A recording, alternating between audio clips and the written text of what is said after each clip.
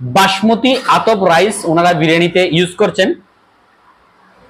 এই পর্যায়ে চেক করব ওনাদের বিরিয়ানিতে যেই আলুটি প্রোভাইড করছেন সেই বিরিয়ানির আলু একবার দেখিয়ে দিচ্ছি। ও শুধু হাত দিয়ে একটু ট্রাই করলাম, মোমের মতো গলে একেবারে হাতের সাথে মিশে যাচ্ছে। সেই আলু দিয়ে ওনাদের বিরিয়ানি একটু ট্রাই করছি।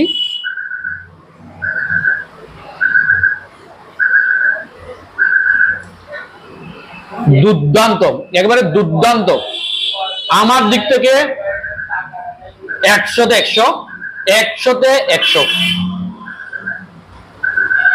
এবার দেখবো বিরিয়ানিতে ওনারা যেই 2 পিস করে পনির প্রোভাইড করছেন, সেই পনির অনেক বড় সাইজের, একেবারে স্পঞ্জের মতো, কত সুন্দরভাবে মেকিং হয়েছে দেখুন।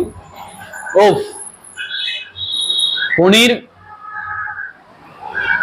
কোনোভাবে কিন্তু শক্ত হয়নি, তুলুর মতো নরম। সেই পনির দিয়ে একটু ট্রাই করছি রাইস।